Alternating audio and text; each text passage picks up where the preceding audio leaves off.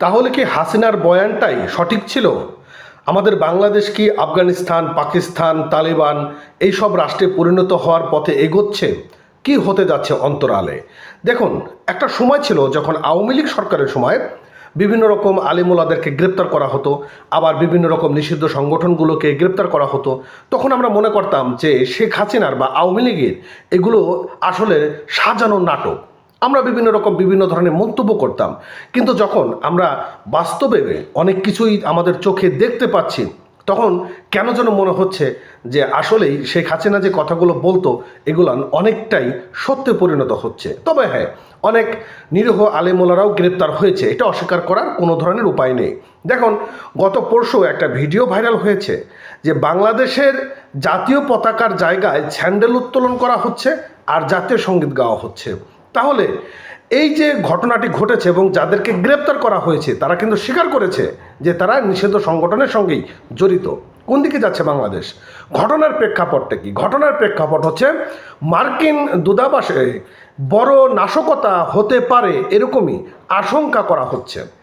গোয়েন্দা বিভাগ থেকে এরকম একটি আশঙ্কা করা হচ্ছে। এটি নিয়ে রাতভর বিভিন্ন রকম নিরাপত্তা দেওয়া হয়েছে। চলছে নানান আন্তর্জাতিক বা জাতীয় যে সংবাদ গণমাধ্যমগুলো সেসব জায়গাগুলোতে আলোচনা এবং সমালোচনা। কি হতে যাচ্ছে? আমাদের এই অন্তর্বর্তী সরকার আসলে কি ব্যর্থ কিনা এই সব জায়গাগুলো থেকে?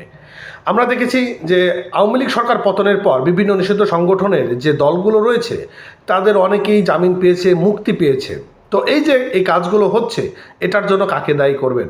তো যাই হোক, আমরা একটা নিউজ আপনাদেরকে শেয়ার করি বাংলা ট্রিবিউন থেকে নয়। সেখানে কি বলছে দেখুন।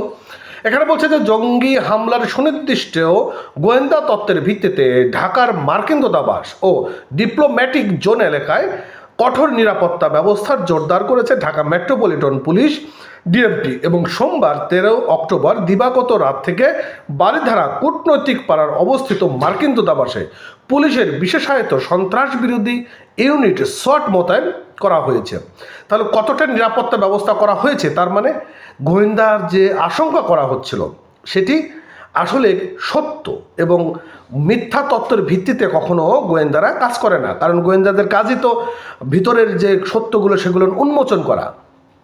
দূতাবাস এবং পুলিশের বিশেষ শাখার পক্ষ থেকে পাঠানো এক চিঠির প্রেক্ষিতে এই নিরাপত্তা জোরদার করা হয়েছে বলে নিশ্চিত করেছেন ডিএমপির একটি সূত্র। এবং ডিএমপির এক ঊর্ধ্বতন কর্মকর্তা নাম প্রকাশ না করার শর্তে বলেন যে আমরা দূতাবাসের নিরাপত্তা আরও জোরদার করেছি এবং আশপাশের এলাকাতে নজরদারি ও টহল বৃদ্ধি করা হয়েছে। দেখুন, মার্কিন দূতাবাসে যদি কোনো রকম ক্ষয়ক্ষতি হয়, আপনার কাছে কী মনে হয়? বাংলাদেশকে কি নিরাপত্তায় রাখবে মার্কিন যুক্তরাষ্ট্র? আমার তো মনে হয় নিরাপত্তা রাখবে না, তারা যে কোনো মুহূর্তে ঘটনা ঘটাই দিতে পারে। আর এই যে ঘটনা একের পর এক ঘটে যাচ্ছে, সরকার আসলে ব্যর্থ। আমি এই ইউনিয়ন সরকারকে সম্পূর্ণ ব্যর্থ সরকার বলবো। পুলিশের একটি গোয়েন্দা সূত্র জানায় যে সম্ভাব্য হামলাকারী হিসাবে সন্দেহভাজন 3 ব্যক্তির ছবি আইন শৃঙ্খলা বাহিনীর হাতে এসেছে। এই তথ্যর ভিত্তিতে পুলিশের বিশেষ শাখার স্পেশাল ব্রাঞ্চ থেকে ডিএমপি কমিশনার একটি গোপন বার্তা পাঠিয়ে নিরাপত্তার বাড়ানোর নির্দেশ দেওয়া হয়েছে।